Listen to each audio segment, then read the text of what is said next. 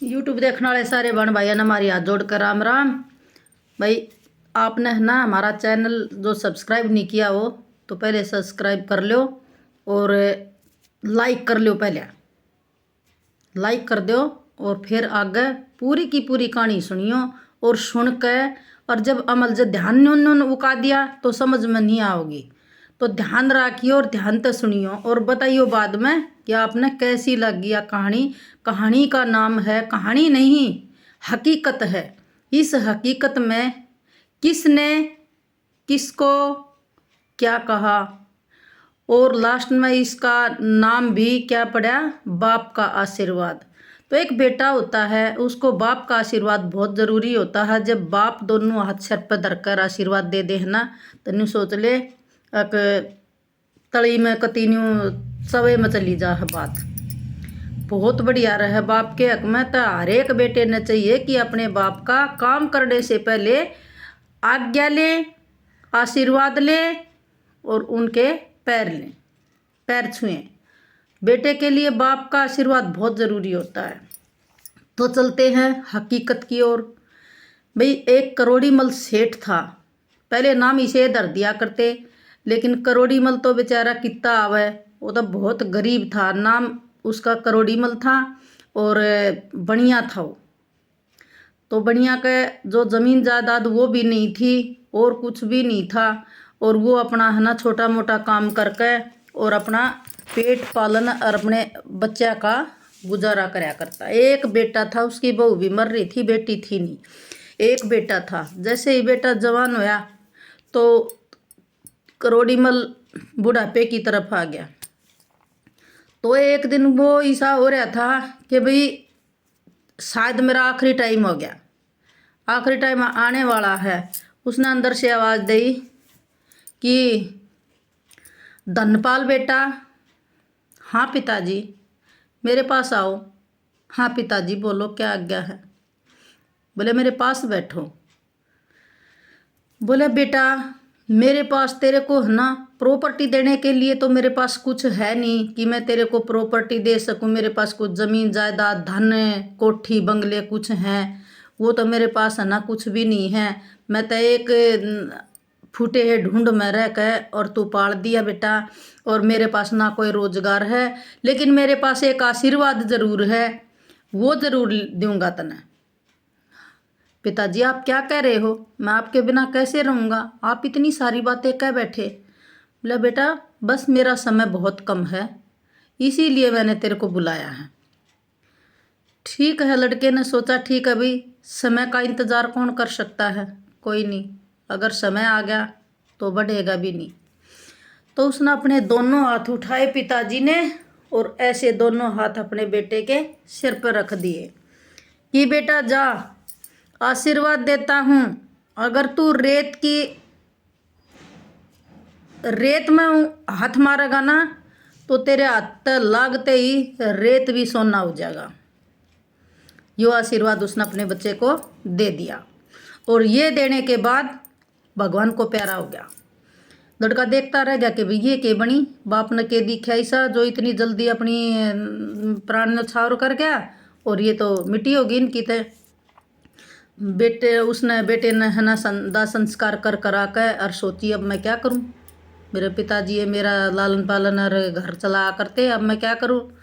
उसने भी 2-4 दिन अपना देखा, न्यून कोई काम धंधा नहीं मिला। फिर उसने ना किसे तेरे मेरे कैसे दो रहे 5-7 हज़ार रुपये लेकर और एक उसने बैलगाड़ी ले ली, बैल और गाड़ी,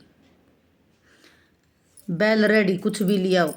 तो फिर वो है ना किसी की ईंट ढोता, किसी की मिट्टी ढोता, किसी का खाद ढोता, न्यू करते करते उसने अपनी मजदूरी शुरू कर दी और वो धीरे धीरे है ना उसका कर्जा उतर गया। वो रेडी भी घर की होगी, बैलगाड़ी भी घर की होगी। फिर उसने सोची कुछ ही सा साधन करूँ अपना और 2 पैसे फालतू कमाऊँ। फिर उसने एक अपना कमा कमा कर पैसा इकट्ठा करके उसने अपना रहने के लिए एक मकान बनाया।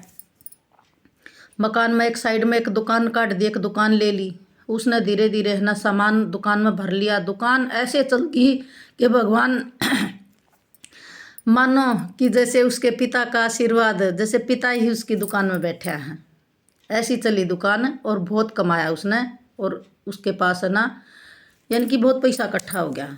उसने धीरे धीरे मोटर गाड़ी के भाई बंगला और के कोठी और भाई सारा हवाई जहाज तक होगी उसके पास में, ज़्यादा कहीं में कह दरिया है। तो जो भी कोई आता उसके साथ में, उसका मित्र आता, कोई सगा संबंधी आता, तो बात बात में कोई भी बात है, जैसे राम राम भाई, हाँ राम राम भाई, पिता का आशीर्वाद है, बाप का आशीर्वाद है।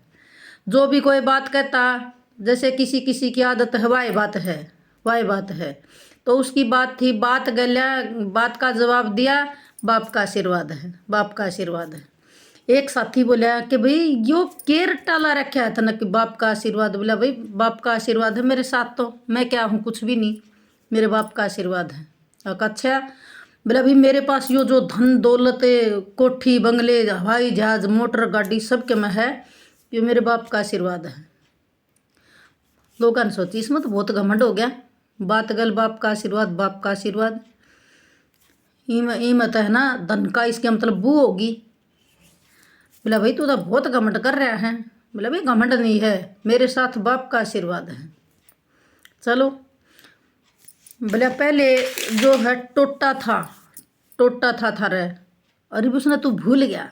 ने बोला ना भूलिया करे, ये दिन के भूलन के हो हैं। वो इंसान नहीं होता जो अपने पिछले टाइम में भूल जाता है। गरीबी अमीरी दोनों का एक साथ होता है, कभी गरीबी तो कभी अमीरी। और यो भगवान है ना, यो नु का करे ईसा टाइम भी ला दे कि भरे करने खाक कर दे, और ईसा टाइम भी ला दे कि खाली करने माला माल कर दे। भगवान के ऊपर भरोसा। लेकिन उसके पिताजी ने न्यू कही थी, बेटा मेरा ये आशीर्वाद है, ना तो नियत ठीक राखिए, ना किसी के धन पे नीत राखिए, ना किसी का चोरी जारी में नीत राखिए, किसी के 2 पैसे लेकर टाइम पे देने की सोचिए। किसी गरीब की बेटी की शादी ब्याह है तो चतरा 1 रुपये का ब्योत है तो कन्यादान जरूर गालिए। और भाई भूखे पैसे ने जब तेरे घर में ना सूखी रोटी है ना, तो सूखी रोटी में तो आधी 1 रोटी है तो आधी खवाने की कोशिश करिए, गरीबी माता भी। देखो जैसे मैं करता है वैसे ही आपने करना है, सारे उस सिनेमा पर है बेचारा। फिर उसने सोची कि वो ये दिन है ना आ जाता तेरे में। बोले भाई आ जाता भुगताएंगे। बोले तो तू न्यू कर, वो ये दिन है ना टोटे का एक बार बाप का आशीर्वाद है, वो ये दिन ले आकर देख। ठीक है कि वो क्यों करा होगा भाई।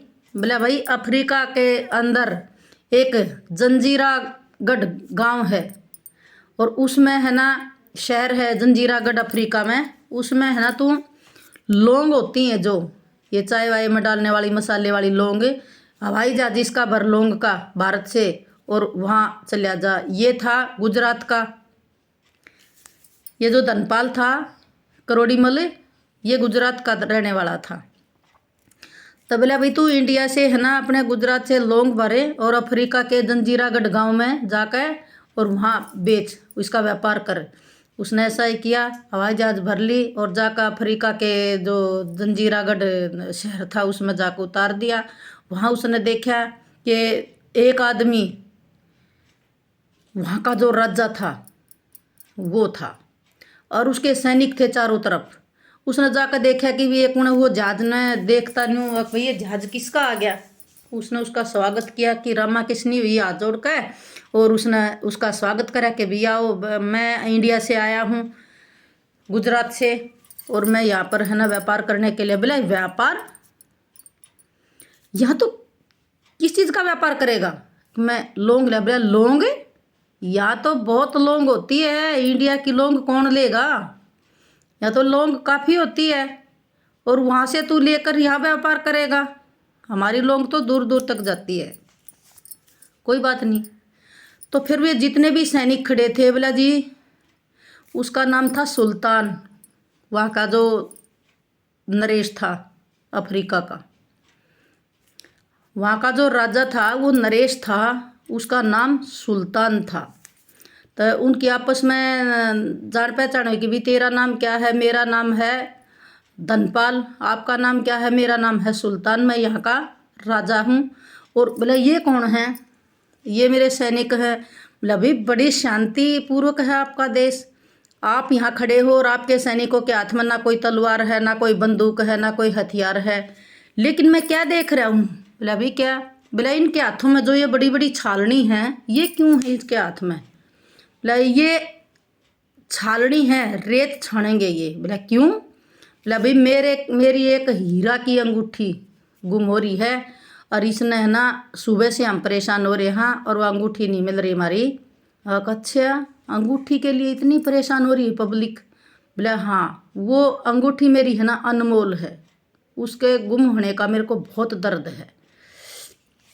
ऐसी क्या खूबी है आपकी अंगूठी में कि भाई वो अंगूठी मेरे से एक सन्यासी ने दी थी और उसने कही थी कि इस अंगूठी को धारण करने के बाद तू राजा बनेगा, तेरे पास है ना किसी चीज़ की कमी नहीं रहेगी। बोला मेरे पास तो है ना उस सैनिक का आशीर्वाद है, ये वो अंगूठी हीरे की। अच्छा, बोले हम सुबह तक छान लाग रहे और अंगूठी नहीं मिल रही। बोले आपकी अंगूठी मिल जा तो आप तो बहुत खुश हो गए। बिल्कुल। वो भी धीरे धीरे जाकर उसका रामा किसनी कर करा कर बातचीत करी, गले गले मिल लिया और उसने जैसे ही हाथ बढ़ाया जहाँ पर खड़ा था, बुगटा भर के ऊपर लेकर आया और न्यू कर लिया, जो ढीली मुट्ठी छोड़ ली और उसने मड़ी ही ढीली छोड़ दी तो सारा रेत है ना मुट्ठी माँ के नीचे लकड़ गया और वो हीरे की अंगूठी उसके हाथ में रहेगी। बोला ये है तुम्हारी अंगूठी? बिल्कुल यही है। आपने क्या चमत्कार किया?